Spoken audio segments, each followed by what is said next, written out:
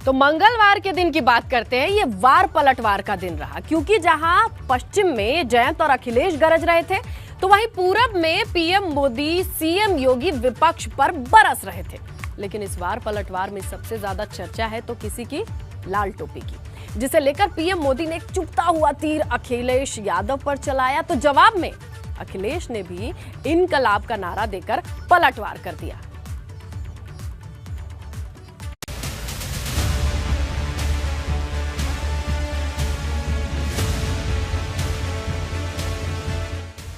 योगी के गढ़ से मोदी की ललकार, लाल टोपी पर सीधा प्रहार। ये लाल टोपी वालों को सत्ता चाहिए, घोटालों के लिए, अपनी तिजोरी भरने के लिए। चुनाव से पहले 10,000 करोड़ की सौगात, क्या एम्स और कारखाने से बनेगी बात?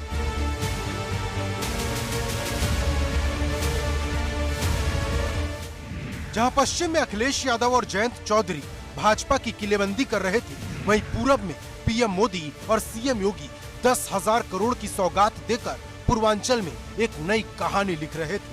क्योंकि पूर्वांचल एक्सप्रेसवे के बाद ये एक महीने में दूसरी बार था जब केंद्र की मोदी सरकार और सूबे की योगी सरकार ने पूर्वांचल को एम्स और फर्टिलाइजर प्लांट की बड़ी सौगात दे डाली और 22 की चुनावी पिच पर विकास के मोर्चे पर अपने विरोधियों को सबसे बड़ी चुनौती दे दी। सब जानते थे कि गोरखपुर में एम्स की मांग बरसों से हो रही थी, लेकिन 2017 से पहले जो सरकार चला रहे थे, उन्होंने एम्स के लिए जमीन देने में हर तरह के बहाने बताए। गोरखपुर का फर्टिलाइजर कारखाना 10 जून 1990 को बंद हो गया था और 1990 से लेकर के 2014 तक 24 वर्षों तक किसी ने भी सुध लेने का प्रयास नहीं किया। गोरखपुर एम्स से पूर्वांचल के स्थानीय लोगों को न सिर्फ इलाज मिलेगा, वहीं फर्टिलाइजर प्लांट से स्थानीय लोगों को बड़े पैमाने पर रोजगार मिलेगा। लेकिन सवाल इस बात का है कि क्या वोट भी मिलेगा? क्योंकि चुनावी मौसम में हर बात वोट से शुरू होकर वोट पर ही खत्म हो रही।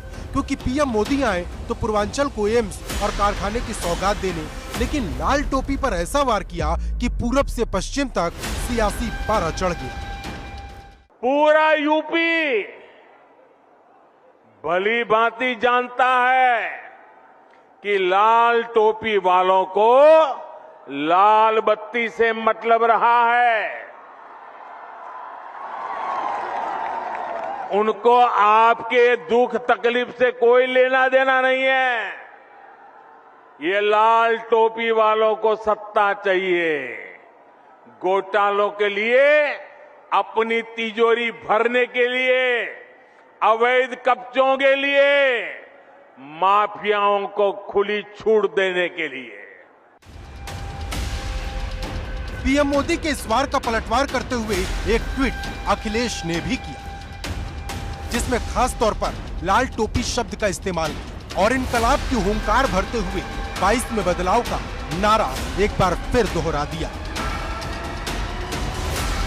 इस बार पूर्वांचल में कांटे की टक्कर दिख रही है, क्योंकि जहां भाजपा विकास को आधार बनाकर चुनाव जीतने का दम भर रही, वहीं समाजवादी पार्टी ओम प्रकाश राजभर को साथ लेकर पूर्वांचल में एक बड़ा उलटफेर करने की तैयारी में है।